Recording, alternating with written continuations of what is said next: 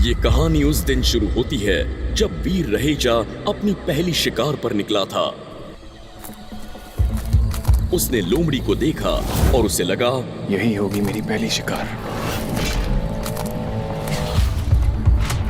अबे ओ सनकी, रुक जा, उसे मत मार। वो लोमड़ी नहीं बल्कि एक लड़की है। जय दूर से खड़ा होकर वीर को आवाज लगा रहा था, लेकिन वीर इतने कंसंट्रेशन के साथ लोमड़ी पर घात लगाए बैठा था कि उसे जय तो क्या अपनी ही सांसों की आवाज भी नहीं आ रही थी। बेटा वीर, अगर तुझे खुद को इस टाइटन ग्रैपर जिंदा रखना है तो याद रख, किसी भी तरह इस लोमड़ी का शिकार करना पड़ेगा। लोमड़ी पे वार किया ना तो तू जिंदा नहीं बच पाएगा। वो टाइटन ग्रह की सबसे बड़ी योद्धा है।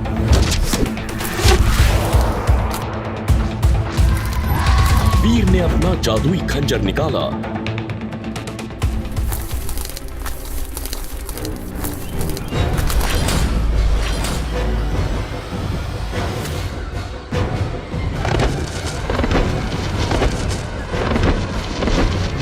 और लोमड़ी के पिछले पैर में जोर से घुसा दिया और उसके साथ ही एक दिल दहला देने वाली चीख निकली।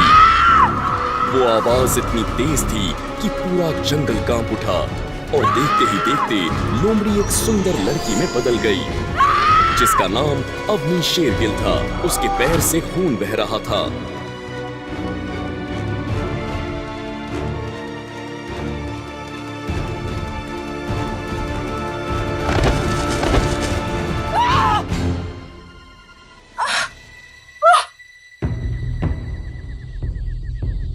अभी अंधा है क्या? दिखाई नहीं देता है कि शिकार करने के लिए लोमड़ी बनी हुई थी?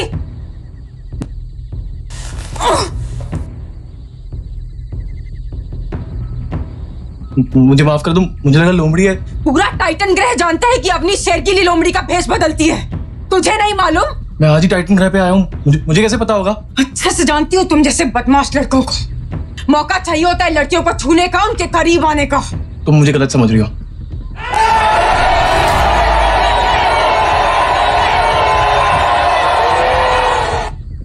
अवनी पर हमला करके इसने अपनी मौत को बुलावा दे दिया है। जब ग्रैंड मास्टर को इस बारे में पता चलेगा तो इस सनकी का क्या हाल करेगा, ये सोचकर भी मेरी रूह कांप रही है। बिल्कुल सही कहा। याद है पिछले साल जब व्योम ने अवनी से ऊंची आवाज में बात की थी तो ग्रैंड मास्टर ने उसका क्या हशर किया था? याद है, हाथ बांधकर पूरे टाइटन ग्रह पे घुमाया था। ऊपर से 1000 कोड़े भी मरवाए थे, जबकि व्योम तो उसका खास आदमी था। ये तो अभी नया नया है, इसका तो राम नाम सत्य होना तय है। तभी घने जंगल में से किसी के दौड़ने की आवाज आई। सबकी निगाह जंगल की तरफ गई तो एक 25 साल का नौजवान जिसका शरीर बाहुबली से भी 2 गुना था, उसका हर एक कदम जमीन से धूल को उड़ाता चला आ रहा था। ऐसा लगता था जैसे संसार की सारी शक्ति उसके अंदर हो। उसकी आंखों में उबलता हुआ खून आसानी से देखा जा सकता था। अवनी के पास पहुंचकर ग्रैंड मास्टर ने भारी आवाज में पूछा, क्या वो अवनी? कोई परेशानी है क्या? मुझे सिर्फ थोड़ी सी चोट है। इसका मतलब ये नहीं कि तुम मेरे ऊपर जान से मारना शुरू कर दो। अवनी डार्लिंग, गुस्सा क्यों होती हो? चोट लगी है ना, देवाश्रम तक छोड़ा। पहले तुम मुझे डार्लिंग बोलना बंद कर। अपने आप भी जा सकते हो।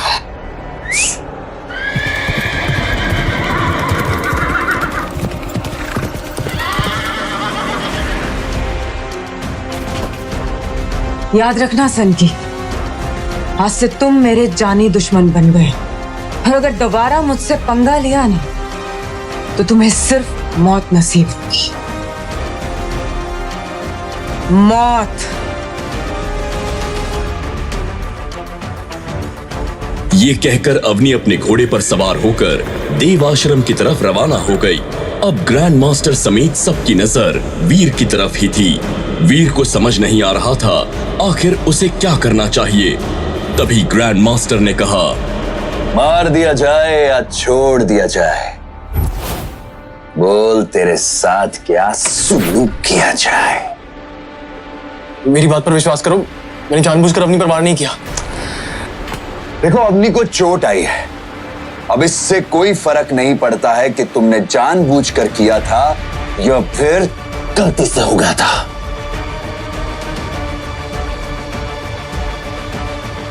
तुम्हें सजा तो मिलेगी।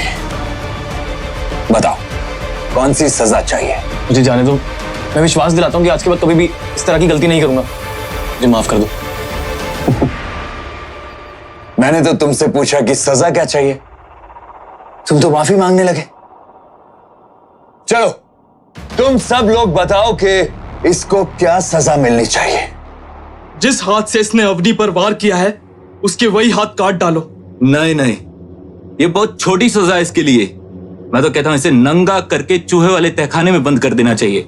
जब चूहे इसे खाएंगे तब पता चलेगा। क्यों ना इसे पेड़ से बांधकर इसकी आंखों में गरम लोहा घुसा दिया जाए। लेकिन तभी उनमें से एक आदमी ने ऐसा कुछ कहा जिसे सुनकर आसपास सन्नाटा छा गया। किसी ने भी इसकी उम्मीद नहीं की थी। मुझे लगता है हमें इसे माफ कर देना चाहिए। क्या बकवास कर रहे हो? जानते भी हो क्या कह रहे हो तुम? गुस्सा मत हो, मेरा मतलब है हमें उसे माफ कर देना चाहिए, लेकिन उससे पहले इस सनकी को हमें लड़ाई में हराना पड़ेगा। वाह, क्या बढ़िया तरीका बताया। तो फिर तय रहा, अगर तूने कल हमारे 5 योद्धाओं को हरा दिया तो तुझे माफ कर देंगे, वरना नतीजा तो तू जानता है। सभी लोग जानते थे कि वीर लड़ाई करने के लिए मना करेगा, क्योंकि उसे लड़ना तो दूर खंजर भी ठीक से पकड़ना नहीं आता था। ऐसे में 5 लोगों से एक साथ कैसे लड़ेगा? तभी वीर ने कुछ ऐसा कहा जिसे सुनकर आसपास खड़े सभी लोगों के पैरों के नीचे से जमीन खिसक गई। मुझे इजाजत मंजूर है।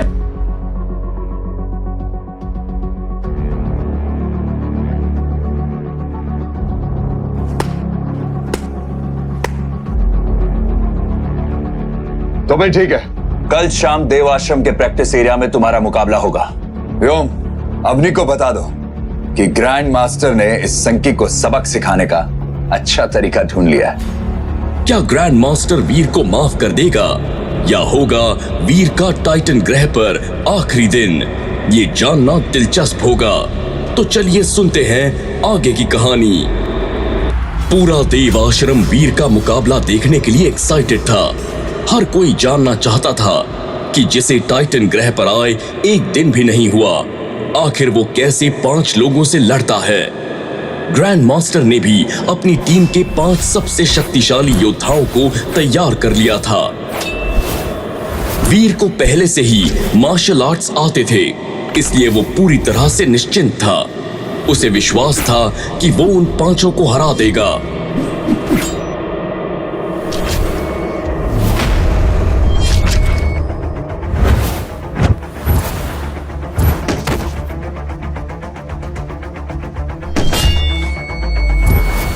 जब मुकाबला शुरू हुआ तो वीर उन 5 से लड़ने की कोशिश तो कर रहा था, पर लड़ नहीं पा रहा था।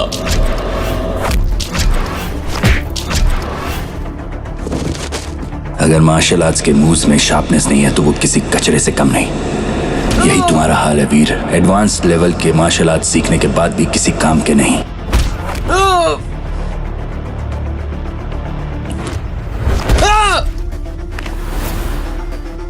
सब लोग कान खोलकर सुन लो। देव आश्रम में अगर किसी ने भी इस संकी की मदद की या फिर इससे बात करने की भी कोशिश की तो वो अवनी के साथ साथ मेरा भी दुश्मन बन जाएगा। और तुम सब लोग बखूबी जानते हो कि टाइटन ग्रह पर लोग ग्रैंड मास्टर का दुश्मन होने से बेहतर मरना पसंद करते हैं।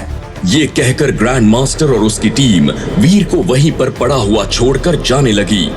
तभी ग्रैंड मास्टर के दिमाग में कुछ आया और उसने शैतानी हंसी हंसते हुए कहा, ए छछुंदर, चैलेंज तो तू हार गया है और तेरी सजा ये है कि मैं तुझे 3 महीने का वक्त देता। खुद को तैयार कर ले, जितना कर सकता है, फिर दोबारा तेरा मुकाबला होगा। लेकिन इस बार मेरे चेलों से नहीं बल्कि खुद मुझसे लड़ना पड़ेगा। ग्रैंड मास्टर की ये बात सुनकर सबका मुंह फटा का फटा रह गया, क्योंकि सब लोग जानते थे कि पूरे टाइटन ग्रह पर सिर्फ अवनी शेरगिल और ग्रैंड मास्टर ही थे जो सबसे ज्यादा शक्तिशाली थे। टाइटन ग्रह पर रहने वाला बड़े से बड़ा एलियन भी उनसे पंगा लेने से पहले 10 बार सोचता था। वीर किसी तरह खड़ा हुआ और देव आश्रम के अपने कमरे में जाकर बैठ गया। उसे समझ नहीं आ रहा था कि आखिर क्या करना चाहिए। जब शुरुआत ही ऐसी हुई तो आगे चलकर क्या होगा। लेकिन वीर के दिमाग में अपनी मां और बहन का ख्याल आ गया।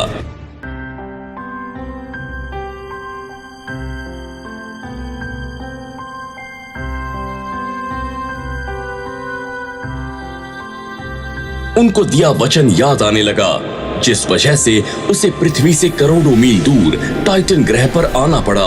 और फिर अपने चाचा और बुआ के शब्द उसके कानों में गूंजने लगे। पहाड़ में जाए भाभी, एक तो हमारे भैया को खा गई, ऊपर से पूरी प्रॉपर्टी पे कुंडली मार कर बैठी है। प्यार से कह रहे हैं घर गाली कर दो, वरना बाहर निकालने के दूसरे तरीके भी आते हैं। जुबान संभाल कर चाचा। वरना क्या क्या कर लेगा तू? चुपचाप इस घर से निकल जाओ, या फिर हमारे हिस्से के 3 करोड़ रुपए दे दो। तो फिर ठीक है, मैं भी वादा करता हूँ कि 3 करोड़ रुपए लाके तुम्हारे मुंह पे फेंक के मारूंगा। लाओगे कहाँ से? चोरी करोगे, डाका डालोगे? सिर्फ 6 महीने है तुम्हारे पास। मैं कुछ भी करूं लेकिन पैसे जरूर लेकर आऊंगा। ये वादा है वीर रहेजा का। वीर ने वादा तो कर दिया था, लेकिन उसे खुद नहीं पता था कि वो 3 करोड़ रुपए कहां से इकट्ठा करेगा। ऐसे में उसे डॉक्टर खुराना की याद आई, जो उसके पापा के बचपन के दोस्त थे और हमेशा वीर की मदद भी किया करते थे। इसलिए वीर सीधा डॉक्टर खुराना की लैब पहुंच गया। फिर बेटा, इतने पैसे तो नहीं है मेरे पास। खुराना अंकल, मैं बहुत उम्मीद से आपके पास आया हूं। अगर आपने कुछ नहीं किया ना तो सब खत्म हो जाएगा। अगर ऐसी बात है ना बेटा, तो एक तरीका है। तुम्हें पृथ्वी से करोड़ों मील दूर टाइटन ग्रह पर जाना पड़ेगा। वहां तुम बड़ी आसानी से कुछ ही दिनों में करोड़ों रुपए कमा सकते हो। 3 करोड़ रुपए के लिए मैं टाइटन ग्रह तो क्या, जहन्नुम भी जाने के लिए तैयार हूं। और टाइटन ग्रह का भी एक राज है, जिसे सुनने के बाद शायद तुम अभी जाने से मना कर दोगे।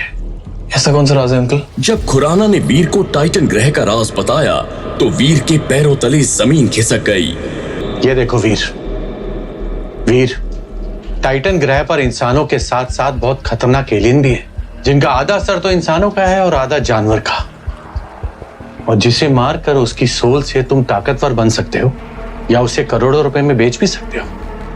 मैं जाने के लिए तैयार हूं अंकल, बताइए मुझे क्या करना होगा। उसके बाद डॉक्टर खुराना वीर को एक टेलीबूथ के अंदर ले आए और अपने लैपटॉप की मदद से टेलीबूथ को एक्टिवेट कर दिया। फिर देखते ही देखते पूरे टेलीबूथ के अंदर धुआं भर गया था, और जब धुआं छटा तो वीर टाइटन ग्रह पहुंच चुका था। खैर, अब वीर देव आश्रम के अपने कमरे में बैठा अपने घर की बातें सोच ही रहा था। तभी उसने खुद में ही एक फैसला लिया। बेटा वीर, याद रख तू यहाँ पर किस लिए आया है। तुझे 6 महीनों में 3 करोड़ इकट्ठा करना है। अगर यहाँ इन लोगों से लड़ता झगड़ता रहा तो कभी अपना मकसद पूरा नहीं कर पाएगा। अब वक्त है पूरा ध्यान लगाकर एलियंस का शिकार करना है और फिर उस एनर्जी को बेच के पैसे कमाना है। वीर तुरंत ही अपना खंजर लेकर पूरी तैयारी के साथ फिर से जंगल में निकल गया। वो शिकार करने के लिए एलियन ढूंढ ही रहा था, तभी उसको पीछे से एक आवाज सुनाई दी। अबे ओ सनकी, जंगल में कहां जा रहा है? जानता नहीं कि वहां एलियंस रहते हैं? मैं शिकार करने के लिए जा रहा हूं। पहले ये तो जान लो कि एलियन कितने तरह के होते हैं। अगर गलती से ज्यादा ताकतवर एलियन पर अटैक कर दिया तो जान से हाथ धो बैठोगे। ध्यान से सुनो, इस टाइटन ग्रह पर 4 तरह के एलियन रहते हैं। पहला आम एलियन, दूसरा प्राइमरी, तीसरा म्यूटेंट और चौथा सीक्रेट ब्लड एलियन। समझ में आ गया? हाँ समझ गया। मतलब अभी मुझे आम एलियन का शिकार करना पड़ेगा। जब ताकतवर हो जाऊंगा तो प्राइमरी, फिर म्यूटेंट और फिर सीक्रेट ब्लड एलियन। यही ना? सब यही करते हैं, लेकिन मैं नहीं करता। तो फिर तुम कैसे करते हो? मैं तो एक ऐसा एलियन को ढूंढ रहा हूं जिससे मुझे ब्लैक क्रिस्टल मिल जाए। वो क्या होता है? तुम्हें नहीं पता? इस पूरे टाइटन ग्रह पर सिर्फ एक ब्लैक क्रिस्टल है जिससे एलियंस को इवॉल्व किया जा सकता है। प्राइमरी को म्यूटेंट में और म्यूटेंट को सीक्रेट ब्लड एलियन में। इसमें ज्यादा मेहनत भी नहीं लगती और आराम से हमें एलियंस की सोल भी मिल जाती है। मतलब ये समझो कि बैठे बैठे सब हो जाता है। तो तुम्हें वो ब्लैक क्रिस्टल कहाँ मिला? मुझे कहाँ मिला, लेकिन जिस दिन मिल गया ना, उस दिन से टाइटन ग्रह का सबसे ताकतवर योद्धा बनने से मुझे कोई रोक नहीं सकता। मैं चलता हूं। अगर किसी ने मुझे तुमसे बात करते हुए देख लिया ना तो मेरी जान पर आ जाएगी। ये कहकर जय तेज कदमों से वहां से चला गया। वीर खुश था कि उसे कम से कम एलियन और ब्लैक क्रिस्टल के बारे में कुछ जानकारी तो मिली। मुझे अब सबसे पहले आम एलियंस का शिकार करना पड़ेगा। ये कहकर वीर जंगल में आगे बढ़ गया। तभी उसे झाड़ियों के पास कुछ हरकत महसूस हुई। वीर समझ चुका था कि जरूर कोई आम एलियन ही होगा। तभी वहां से एक सुनहरे रंग का कछुआ निकल आया।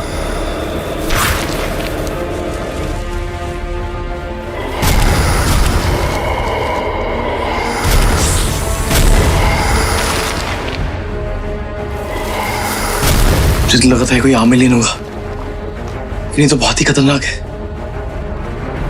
इसे मारना तो दूर, इसका सामना करना ही बहुत मुश्किल है। इतने में उस सुनहरे कछुए ने वीर के ऊपर हमला कर दिया। वीर को लग रहा था जैसे आज उसकी मौत तय है, लेकिन तभी वीर ने अपनी पूरी जान लगाई और किसी तरह कछुए को खुद से दूर कर दिया और जान बचाने के लिए घने जंगल की ओर दौड़ लगानी शुरू कर दी। वीर तुरंत जाकर पेड़ के पीछे छिप गया। जितना आसान मैंने सोचा था, आसानी है नहीं। तो खुद मेरी जान खतरे में है। वीर ने जब अपनी आंखें बंद की तो उसकी आंखों के सामने अपनी माँ और बहन का रोता हुआ चेहरा आ गया। अपने लेना सही, लेकिन अपनी माँ और बहन के लिए मुझे लड़ना पड़ेगा और किसी भी तरह इस कछुए को मारना होगा। वीर के अंदर अचानक से ताकत आ गई थी।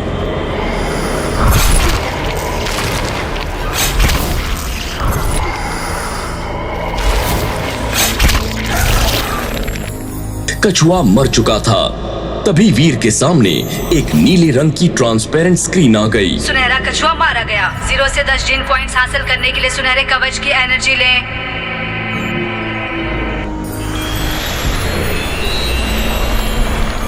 वीर ने जैसे ही उसकी एनर्जी ली, तभी एक दूसरी आवाज आई।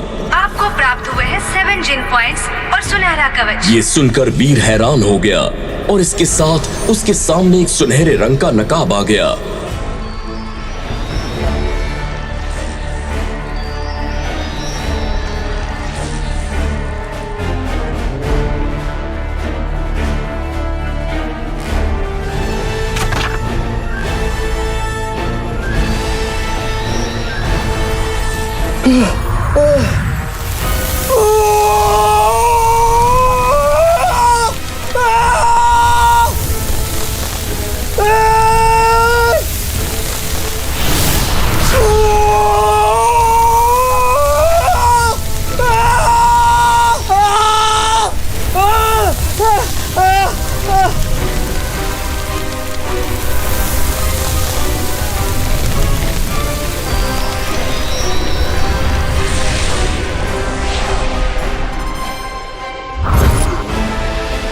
इसे पहनने के बाद वीर को खुद के अंदर ताकत महसूस हो रही थी। उसने अपनी ताकत चेक करने के लिए पूरी जान से एक पेड़ पर मुक्का मार दिया और तभी उस पेड़ में बड़ी सी दरार आ गई। ये देखकर वीर खुशी से झूम उठा। तभी उसे कछुए के शरीर में कुछ चमकता हुआ दिखाई दिया। वीर ने जाकर देखा तो एक ब्लैक रंग का क्रिस्टल था। वीर को तभी जय की कही हुई बात याद आ गई। इस पूरे टाइटन ग्रह पर सिर्फ एक ब्लैक क्रिस्टल है जिससे एलियंस को इवॉल्व किया जा सकता है।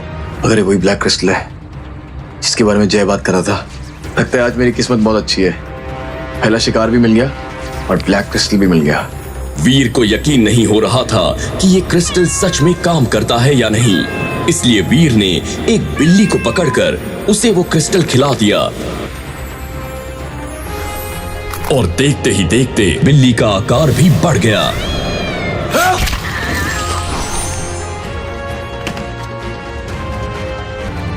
जब वीर अपने देवाश्रम के कमरे में पहुंचा तो उसे एक डिजिटल मैसेज रखा हुआ दिखाई दिया।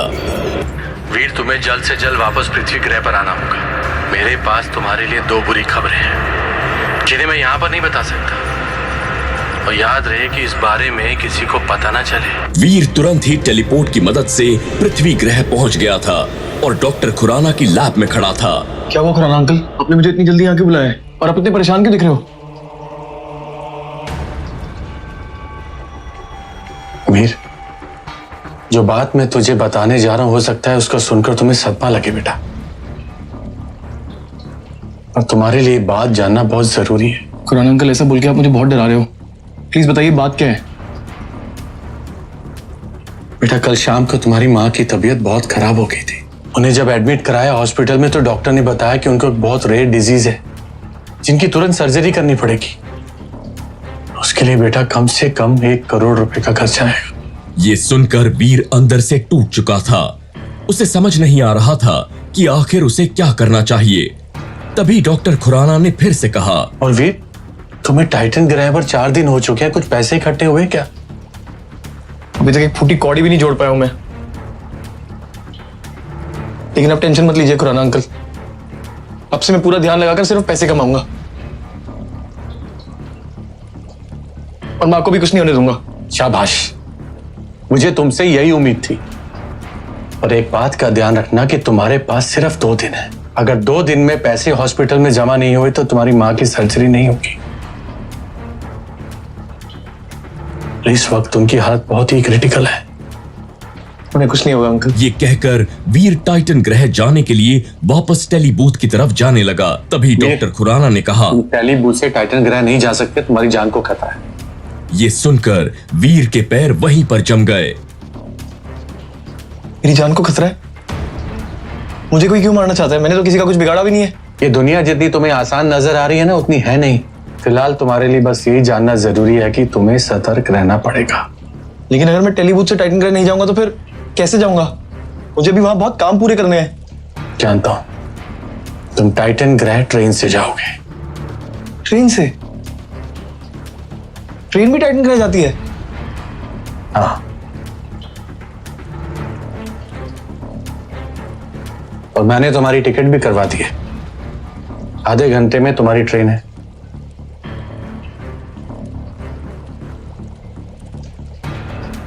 ये कहकर डॉक्टर खुराना वीर को रेलवे स्टेशन की ओर ले गए।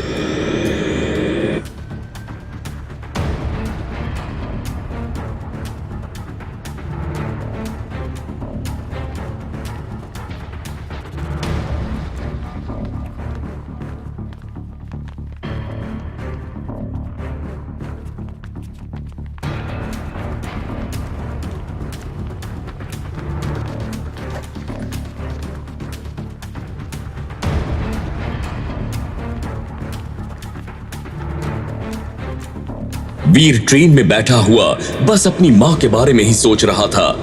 उसने कभी सोचा भी नहीं था कि उसके सामने ऐसी कोई मुसीबत भी आ जाएगी। लेकिन तभी अचानक से ट्रेन में झटका आया। वीर को एहसास हो गया कि वो गिर गया था।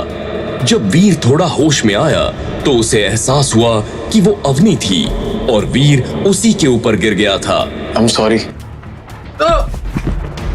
कि तुम कभी भी सीधी नहीं हो सकती। पहले मुझे लगा था तुमने गलती से वार किया, तुमने गलत थी। मैंने जानबूझकर नहीं किया है। ट्रेन में अचानक से झटका लगा और मैं गिर गया। बहुत अच्छे से जानती हूँ तुम्हारे जैसे लड़कों मौका मिला नहीं कि बस छूने की कोशिश करते हैं। तुम गलत समझ रही हो अवनी, ये सिर्फ एक एक्सीडेंट था। पहले मैंने तुम्हें जाने दिया था, लेकिन इस बार नहीं। अब होगा फैसला। कैसा फैसला? क्या चाहती हो तुम? ज्यादा कुछ नहीं, बस आज से 4 दिन बाद हम दोनों लड़ाई करेंगे। अगर तुमने मुझे हरा दिया तो मैं तुम्हें माफ कर दूंगी और कभी कुछ नहीं कहूंगी। लेकिन अगर मैं जीत गई तो तुम्हें वो करना होगा जो मैं कहूंगी। देखो अवनी, अब मैं किसी से भी लड़ाई नहीं करना चाहता। मैंने तुमसे पूछा नहीं है, बल्कि बताया है कि आज से 4 दिन बाद हम दोनों लड़ाई करेंगे। पूरी तरह से तैयार होकर आना, क्योंकि इस बार मैं कोई रहम नहीं करूंगी।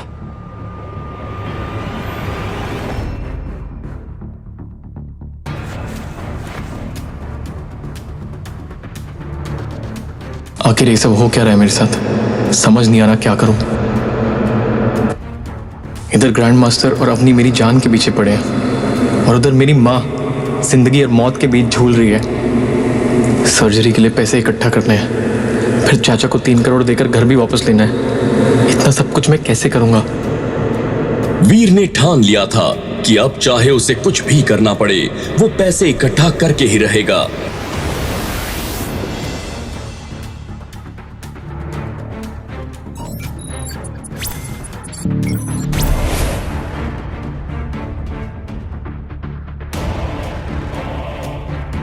देखते ही देखते उसके पूरे शरीर पर सुनहरे कवच आ चुके थे। जहां पर आज तक कोई नहीं गया, मुझे वहां जाना ही पड़ेगा।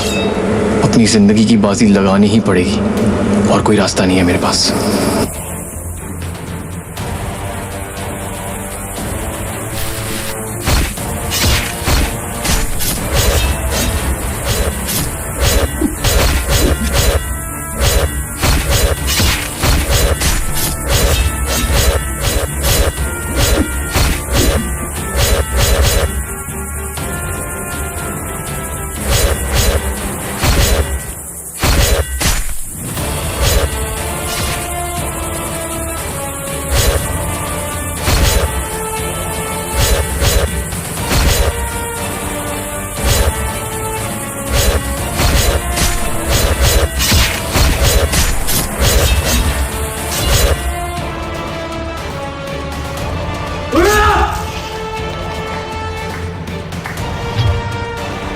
तुम इंसान हो या भगवान के भेजे फरिश्ते? अकेले ने इस सैकड़ों टिड्डों का सफाया कर दिया। मैं कोई फरिश्ता नहीं हूं, लेकिन हाँ, अगर मैं कुछ ठान लेता हूं तो उसे पूरा जरूर करता हूं। तुम फरिश्ते ही हो। जानते हो ना, टाइटन ग्रे की सबसे बड़ी योद्धा अवनी शेरगिल और ग्रैंड मास्टर भी अकेले यहाँ शिकार पे नहीं आते, और तुमने अकेले नहीं यहाँ का सफाया कर दिया। देखो, मेरे पास वक्त बहुत कम है। तुम्हें मुझसे क्या काम है ये बताओ। तुम अकेले इतने सारे फुर्तीले टिड्डों के क्या करोगे? एक काम करो, तुम ये सारे टिड्डे मुझे बेच दो। वीर को ये डील किसी अलीबाबा के खजाने से कम नहीं लग रही थी, और वैसे भी इतने सारे टिड्डों को वो कैसे ले जाता? अगर वो इन्हें यहीं पर बेच दे तो आगे और शिकार के लिए जा सकता है। तो ठीक है, मैं तुम्हें एक टिड्डा 20,000 में बेचूंगा। यदि इतने सारे टिड्डे मैं गिनने लगा तो मुझे शाम हो जाएगी। एक काम करो, ये सारे टिड्डे तो मुझे 1 करोड़ में बेच दो। वीर ने तुरंत ही जय के साथ सौदा कर लिया था। जय ने भी डिजिटल रुपीस वीर को ट्रांसफर किए। ये लो, 1 करोड़ और 50 लाख एक्स्ट्रा। और अगली बार से जब भी तुम कोई अच्छा शिकार करोगे तो मुझे ही बेचोगे। तो ठीक है, ये डील रही। जनाब, जाते जाते कम से कम अपना नाम तो बता दो। डॉलर। तुम मुझे डॉलर बुला सकते हो।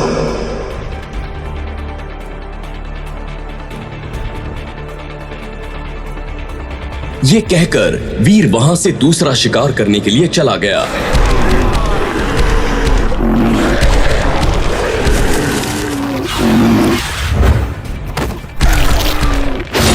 बड़ी मशक्कत के बाद वीर ने एक तांबे के सींग वाले गेंडे को पकड़ा था, और अब वो उसे ब्लैक क्रिस्टल खिलाकर सीक्रेट ब्लड एलियन में बदलना चाहता था। इसलिए वो उस गेंडे को अपने साथ लेकर देवाश्रम आ रहा था।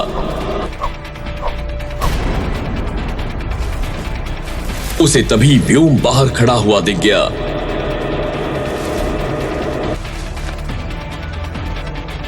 चलो अच्छा है, कम से कम पहला शिकार किया तो सही, वरना टाइटन ग्रह पर रिकॉर्ड बन जाता कि एक लड़का आया था जो मच्छर तक नहीं मार पाया। वीर का तो मन कर रहा था कि वो व्योम को बता दे कि उसने फुर्तीले टिड्डे मारे हैं। उसके पास ब्लैक क्रिस्टल है जो किसी भी एलियन को इवॉल्व कर सकता है। उसके पास सुनहरा कवच है, लेकिन वीर ने कुछ नहीं कहा।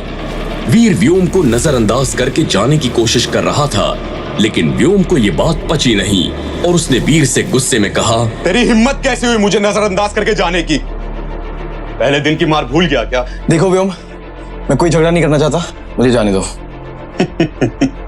झगड़ा नहीं करना चाहता? तेरे जैसे छुछुंदर को एक बारी में मसल कर रख दो, समझा? वीर ने इस बार भी व्योम की किसी बात पर ध्यान नहीं दिया और फिर से जाने लगा। व्योम ने तुरंत ही अपनी तलवार निकाली और गुस्से में वीर पर वार कर दिया। वीर ने अपने बचाव के लिए सिर्फ अपना हाथ आगे किया, लेकिन एक तेज रोशनी के साथ व्योम की तलवार 2 हिस्सों में टूट गई। व्योम कुछ समझ पाता उससे पहले ही वीर गेंडे को लेकर अपने कमरे में चला गया। मेरे बिना कुछ किए व्योम की तलवार के 2 हिस्से हो गए। इसका मतलब मेरी ताकत सच में बढ़ गई है। इधर वीर अपने कमरे में बैठा था, वहीं दूसरी तरफ जय ने डॉलर के बारे में पूरे देव आश्रम में बता दिया था। हर कोई ये जानना चाहता था कि आखिर ये डॉलर है कौन, कहां से आया है, और अगर वो इतना ही ताकतवर है तो किसी ने उसे अब तक क्यों नहीं देखा। जय, मुझे सच सच बताओ, आखिर ये डॉलर है कौन? और तुम इसे कैसे जानते? अवनी मैं सच कह रहा हूँ, आज लौटते वक्त फुर्तीले टिड्डों के इलाके में पहली बार मिला था उससे मैं, और उसने सैकड़ों टिड्डों को एक साथ मार गिराया था। क्या कहा? सैकड़ों टिड्डों को अकेले ही? पर आज तक कभी भी कोई भी 5 टिड्डों से ऊपर नहीं मार पाया। इसलिए तो मैं हैरान रह गया अवनी, और उससे मैंने उन टिड्डों का सौदा कर लिया था।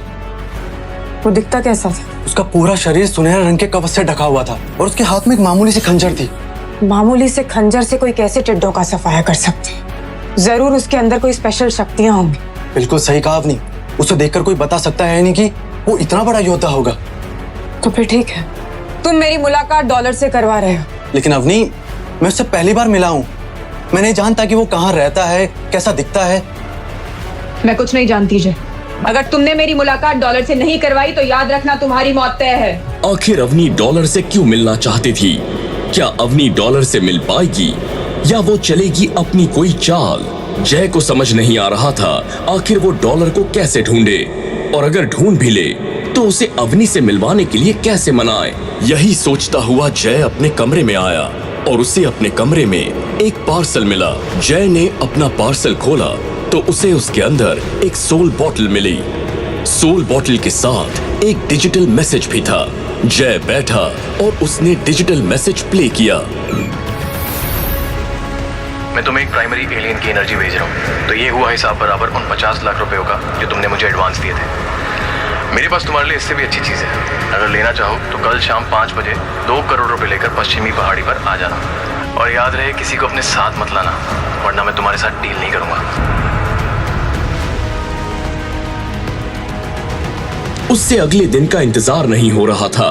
वो सोच रहा था कि अगर अभी प्राइमरी एलियन की एनर्जी दी है तो जरूर अब उसके पास म्यूटेंट या सीक्रेट ब्लड एलियन की एनर्जी होगी।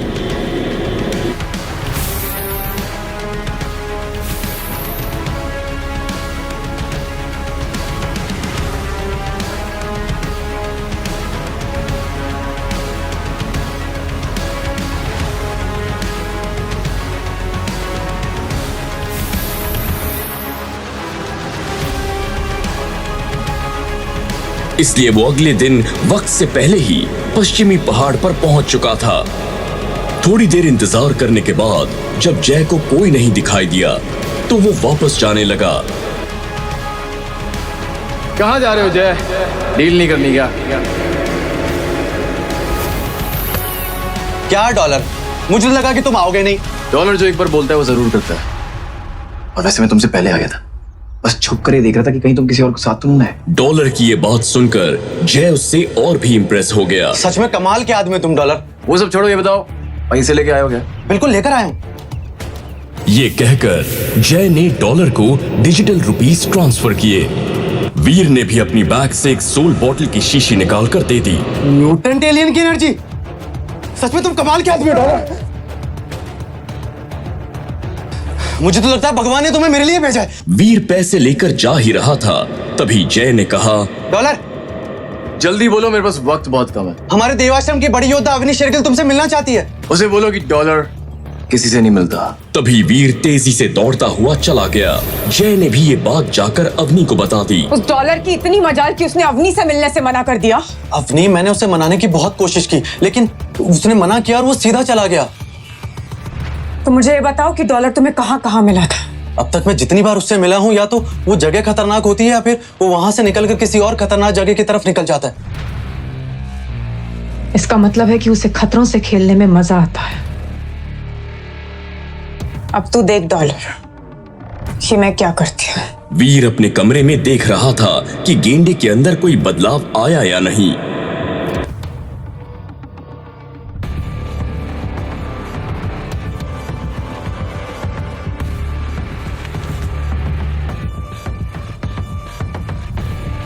तीन दिन हो चुके हैं लेकिन इस गेंडे में अब तक कोई बदलाव नहीं आया। हो सकता है सीक्रेट ब्लड एलियन में बदलने में वक्त लगता हो। और तभी वीर के दरवाजे पर बेल बजी और जैसे ही वीर आगे बढ़ा तो अवनी उसके सामने खड़ी थी। जैसे कि मैंने कहा था 4 दिन हो चुके हैं। आज हमारी लड़ाई होनी है। अगले 5 मिनट में कॉम्बैट रूम में मिलो मुझे। ये कहकर अवनी वापस चली गई। वीर समझ चुका था कि ये गुस्सा वीर के लिए नहीं बल्कि डॉलर का उससे मिलने से मना करने के लिए था। जो गुस्सा अब वो वीर पर निकालना चाहती थी, लेकिन अवनी ये नहीं जानती थी कि वीर ही डॉलर है जिसे वो लोग कायर समझते आ रहे हैं। असल में वही टाइटन का डॉलर है। वीर कुछ ही देर में कॉम्बैट रूम में पहुंच चुका था। अवनी वहां पर पहले से ही वीर का इंतजार कर रही थी।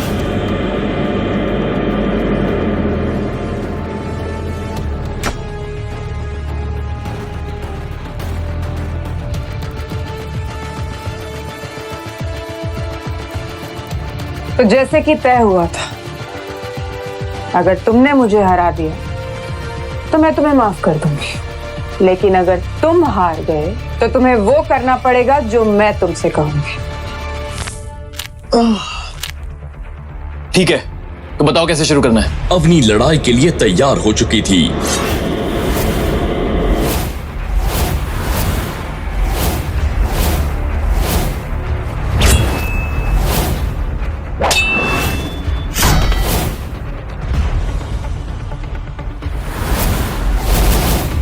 जैसे ही वीर ने वार किया तो अवनी उसे झेल नहीं पाई और धड़ाम से जमीन पर गिर गई। उसे यकीन नहीं हो रहा था कि इस कमजोर से वीर के अंदर इतनी ताकत कहां से आ गई। क्या हुआ? मैंने ज्यादा तेज मार दिया क्या? सॉरी, मुझसे गलती हो गई। नहीं, तुमने बिल्कुल सही किया है। चलो दोबारा वार करते हैं।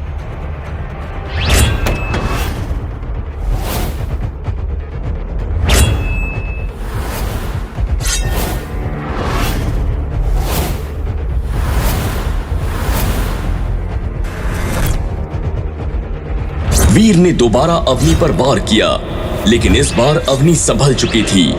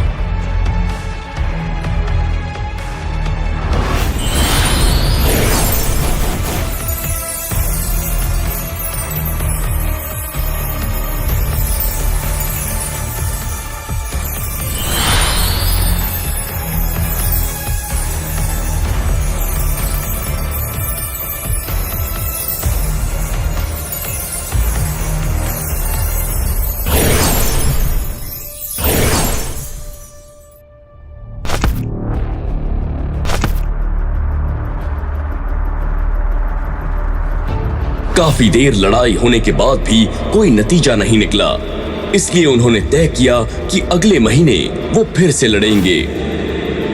कुछ दिनों पहले तक तो ये वीर इतना कमजोर था कि एक आदमी से भी नहीं लड़ पा रहा था। फिर अचानक से इसके अंदर इतनी ताकत कैसे आ गई जो मुझे टक्कर देगी? जरूर दाल में कुछ काला है।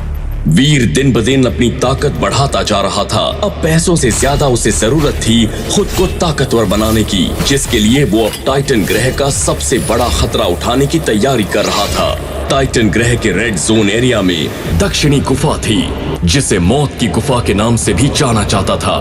लोगों का मानना था कि वहां पर जो भी गया कभी जिंदा वापस नहीं आया। अब तक सिर्फ 2 लोग ही वहां गए थे, जिनका अभी तक किसी को नामो निशान तक नहीं मिला। उस गुफा के अंदर अमृत था, जो टाइटन ग्रह पर किसी को भी सबसे ज्यादा शक्तिशाली बना सकता था, और उस अमृत की रक्षा करते थे वहां के जहरीले बिच्छू। आज का दिन मेरी जिंदगी का सबसे बड़ा दिन होने वाला है। या तो मैं वो हासिल कर लूंगा जो टाइटन ग्रह के इतिहास में किसी ने नहीं किया, या मेरा नाम भी उन लोगों में शामिल हो जाएगा जिन्होंने यहाँ आके अपनी जान गंवा दी। अगर किसी को ताकतवर बनने के लिए अमृत हासिल करना था तो उसे नर्क की आग से होकर गुजरना पड़ता था। वीर ने सुनहरा नकाब निकालकर पहन लिया और फिर वीर का पूरा शरीर सुनहरे रंग के कवच से ढक गया। वीर ने गहरी सांस लेकर अंदर कदम रखा और पास में पड़ी लकड़ी उठाकर मशाल बना ली। वो धीरे धीरे अंदर जा रहा था। रास्ते में उसे कंकाल भी दिखाई दिए। हो ना हो, ये उन्हीं लोगों के कंकाल होंगे जिन्होंने तक्षिणी गुफा में घुसने की कोशिश तो की और मारे गए।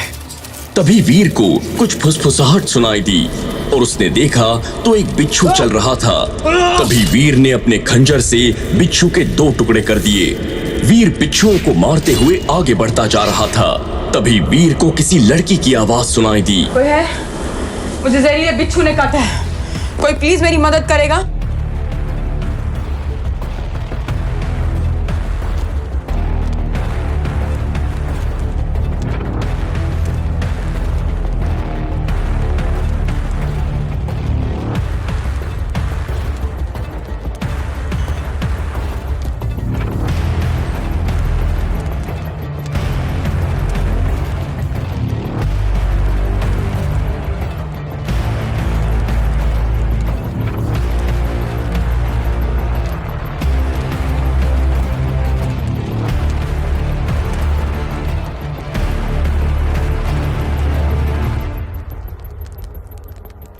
प्लीज मेरी मदद कर दो।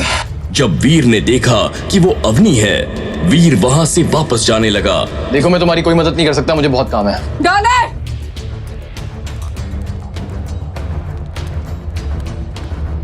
अगर तुमने मेरी मदद कर दी तो तुम जो कहोगे मैं करने के लिए तैयार हूं।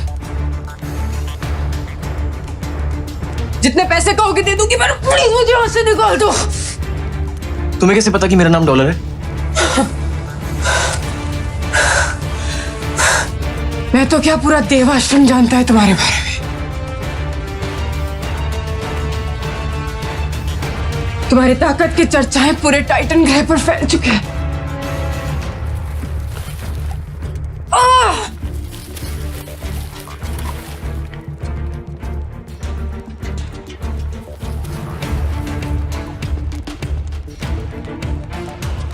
तुम यहां पहुंची कैसे?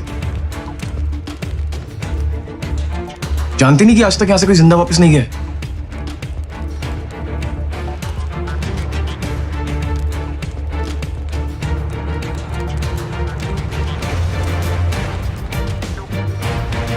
और बिच्छुओं के काटने के बाद भी तुम अभी तक जिंदा कैसे हो? पिछले 8 साल से टाइटन ग्रह पर सबसे ताकतवर योद्धाओं में मेरा नाम आता है। लाजमी है कि मेरे पास ऐसी शक्तियां होंगी जिनसे मैं बिच्छुओं के जहर पर काबू पा सकती हूं।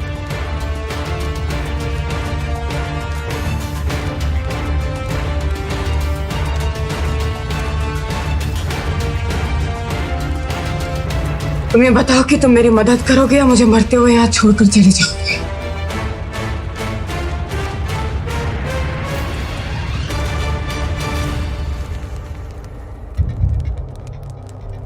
अगर ऐसा है तो मैं तुम्हारी मदद करने के लिए तैयार हूं, लेकिन मुझे पैसों के साथ साथ सीक्रेट ब्लड एलियन का डेविल सोल भी चाहिए।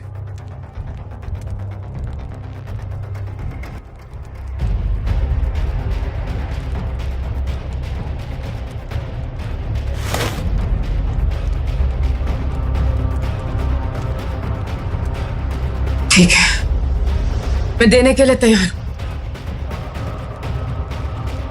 पर तुम मुझे किसी तरह यहां से बाहर निकालो।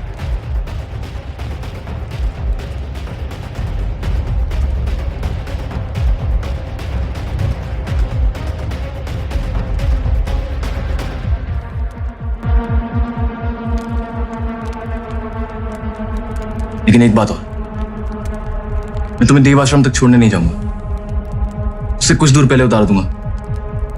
मैं नहीं चाहता कि मुझे कोई और देखे। मंजूर है?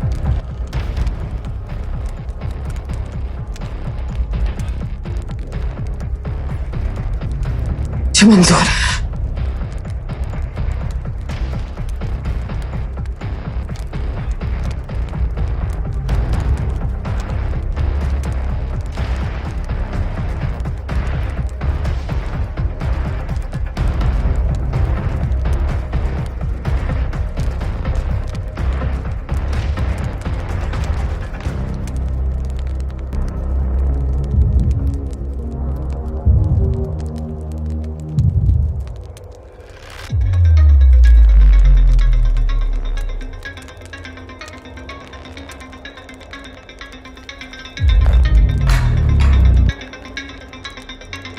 अवनी डॉलर से मिलने की अपनी चाल में सफल हो गई थी, लेकिन अब भी उसका सबसे जरूरी काम बाकी था, जिसके लिए वो डॉलर से मिलने के लिए बेताब थी।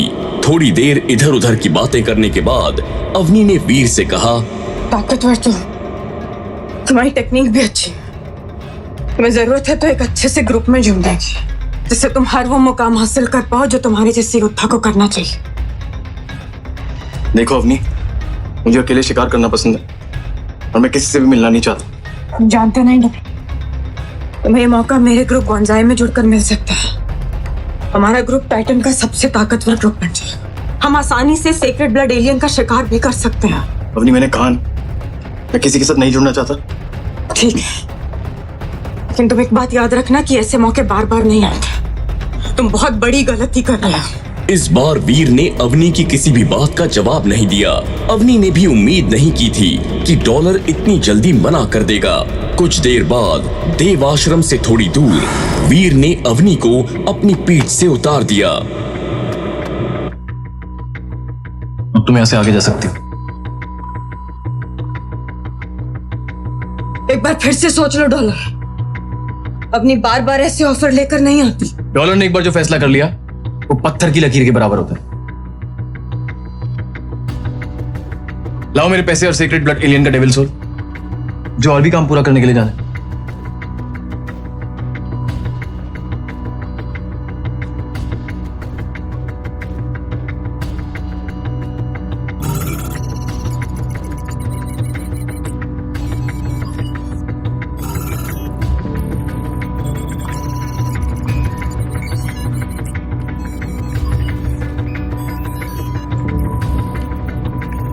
अवनी ने मुंह बनाते हुए वीर को डिजिटल रुपीस ट्रांसफर किए और उसने एक सोल बॉटल भी वीर को दे दी।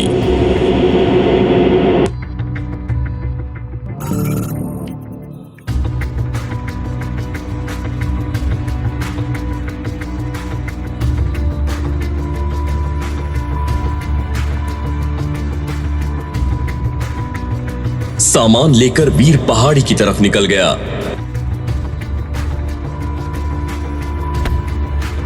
अब इस पहाड़ी पे आ ही गया हूं तो कम से कम एक शिकारी कर लेता हूं। इसी बहाने अवनी के दिए हुए डेविल सोल की ताकत भी चेक कर लूंगा। अवनी पे भरोसा नहीं किया जा सकता। वीर जंगल में पहुंच चुका था और अब उसके सामने एक ऐसा एलियन था जिसका सामना वीर ने पहले कभी नहीं किया था। उसके शरीर का ऊपरी हिस्सा बैल का था और नीचे का हिस्सा घोड़े का था। जैसे ही उसने वीर की तरफ देखा तो चिंघाड़ते हुए वीर पर अटैक कर दिया। तभी वीर ने अवनी के दिए हुए डेविल सोल को बुलाया।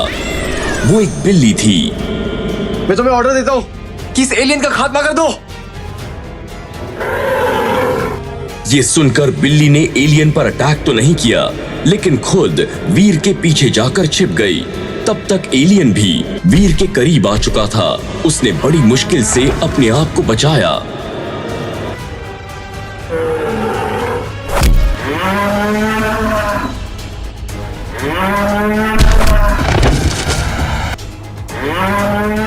मुझे पहले ही शक था। इस अपनी पर भरोसा करना ही नहीं चाहिए था। डेविल सोल बोलकर मुझे एक डरपोक बिल्ली दे दी जो किसी काम की नहीं है। बस किसी तरह से एलियन से बच जाऊं।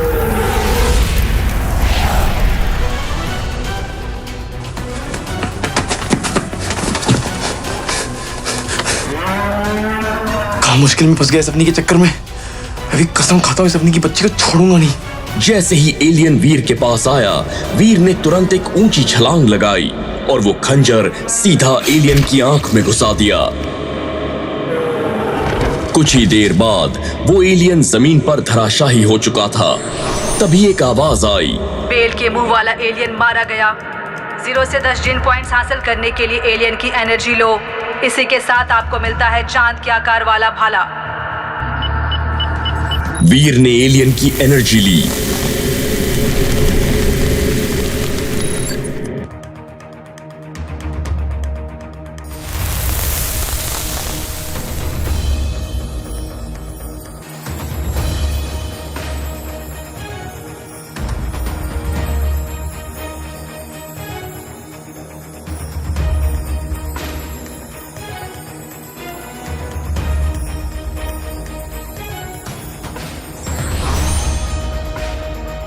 चलो कम से कम नया हथियार तो मिला।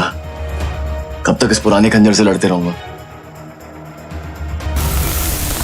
और बिल्ली की सोल को शीशे में कैद करके देव आश्रम की तरफ जाने लगा। इधर अवनी डॉलर से मिलने के बाद अपने कमरे में बैठी कुछ सोच रही थी। इस डॉलर से पहली बार मिली, लेकिन मुझे ऐसा क्यों लग रहा है कि मैं इससे पहले भी मिल चुकी हूँ। लेकिन कहाँ? मुझे याद क्यों नहीं आ रहा। इसकी आवाज भी कुछ जानी पहचानी लग रही थी। कुछ देर सोचने के बाद अवनी सीधा कॉम्बैट रूम के अंदर चली गई और कुछ दिन पहले हुई वीर के साथ लड़ाई की वीडियो रिकॉर्डिंग देखने लगी। जैसे जैसे अवनी वीडियो देख रही थी, उसके चेहरे की हैरानी बढ़ती ही जा रही थी। फिर ये कैसे हो सकता है? वीर के मूव्स और डॉलर के मूव्स में बहुत समानताएं हैं। दोनों का शरीर एक जैसा है और दोनों की आवाज भी एक जैसी है।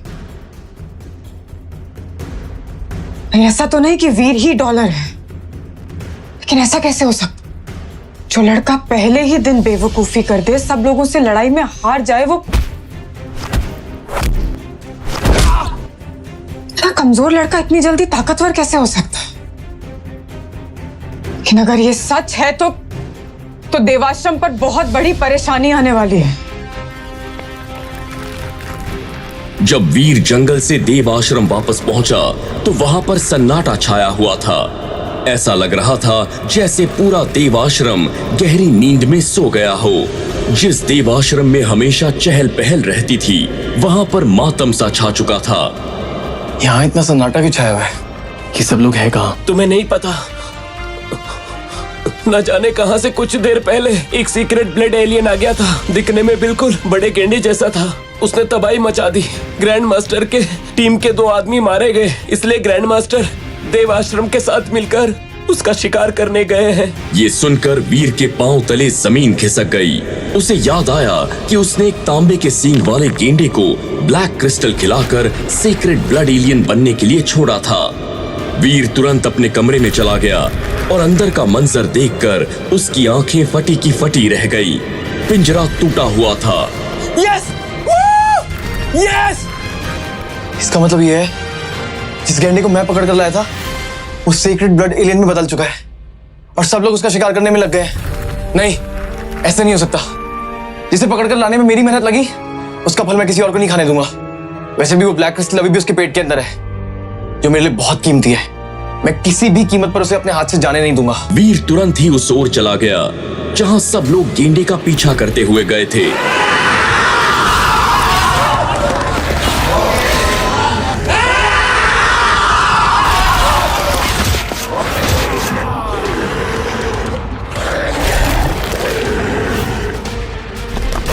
दूर से वो ग्रैंड मास्टर और सीक्रेट ब्लड गेंडे को आसानी से देख पा रहा था। वो गेंडा अब अपने आकार का 4 गुना हो चुका था। अपने एक ही वार से वो बड़ी से बड़ी चट्टान में दरार आसानी से लाता था। गेंडा घिरा हुआ था और हर जगह से उसके ऊपर तीर से वार हो रहे थे, लेकिन वो उसका बाल भी बांका नहीं कर पा रहे थे। गेंडा, तूने मेरी टीम के लोगों को मारा है। अब जब तक मैं खुद तुझे अपने हाथों से नहीं मार देता, तब तक मुझे चैन नहीं मिलेगा।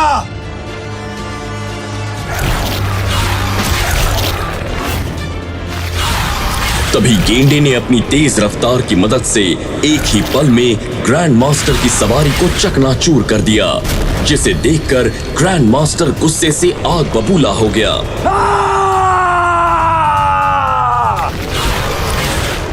तू नहीं जानता तूने किससे पंगा लिया है। ग्रैंड मास्टर की सवारी को चकनाचूर किया तूने, जो मुझे मेरी जान से ज्यादा प्यारी थी। अपनी उल्टी गिनती गिनना शुरू कर दे गेंडे।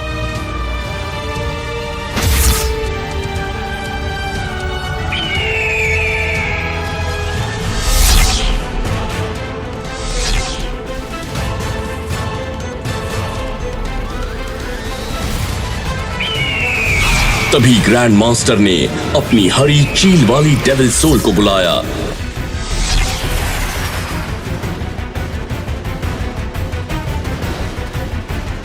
और उसका तीर बनाकर सीक्रेट ब्लड गेंडे की तरफ दाग दिया। तीर उड़ता हुआ सीधे उसके सीने में जा लगा और कुछ ही पलों में वो गेंडा घायल होकर जमीन पर धराशायी हो गया।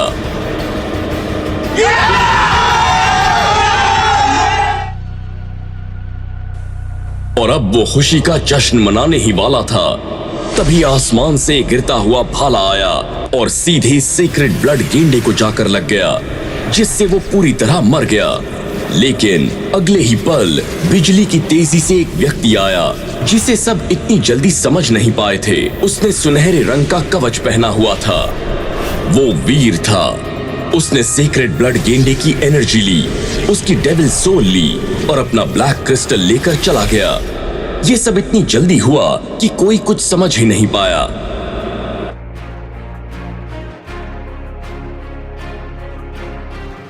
पास में खड़े कुछ लोग आपस में बात करने लग गए। आखिर कौन था ये आदमी जिसने ग्रैंड मास्टर की नाक के नीचे से उसका शिकार चुरा लिया? कोई भी हो, लेकिन उसने अपनी मौत को बुलावा दिया है।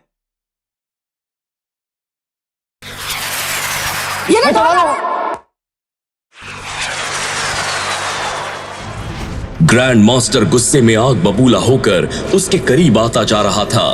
तभी वीर को मिलती है उसकी नई डेविल सोल पावर। वो तेजी से गायब हो चुका था। वीर देवाश्रम के अपने कमरे में बैठकर डेविल सोल और सुनहरी कुल्हाड़ी को देखकर खुश हो ही रहा था, तभी उसे अवनी की आवाज सुनाई दी। सब लोग इकट्ठे हो जाओ, हमें कुछ जरूरी बात करनी है।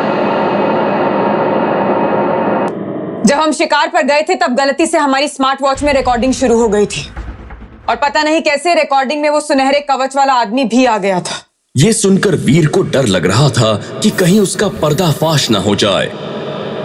अवनी ने एक नीले रंग की ट्रांसपेरेंट स्क्रीन पर रिकॉर्डिंग दिखानी शुरू कर दी थी, जिसे देखकर वीर की हवाइयां उड़ गई, जैसे उसे सांप सूंघ गया हो। आखिर ऐसा क्या देख लिया था वीर ने रिकॉर्डिंग में, जिसे देखकर उसकी जान निकल गई थी। क्या होगा जब अवनी ग्रैंड मास्टर को बताएगी कि वीर ही डॉलर है, या उठाएगी वो फायदा वीर से उसके इस राज का? क्या होगा जब पूरे देवाश्रम को पता चलेगी वीर की सच्चाई? क्या वीर के ब्लैक क्रिस्टल का राज पूरे देवाश्रम को पता चलेगा? क्या वीर 3 महीने बाद ग्रैंड मास्टर को हराकर बन पाएगा सर्वशक्तिमान, या होगा उसका अंत? आखिर वीर अपने डॉलर होने की पहचान क्यों छुपा रहा था? आगे की कहानी जानने के लिए देखें अगला एपिसोड सिर्फ पॉकेट एफएम के यूट्यूब चैनल पर, और शुरवीर के सारे एपिसोड्स को सुनने के लिए डिस्क्रिप्शन में दी लिंक से डाउनलोड करें पॉकेट एफएम ऐप।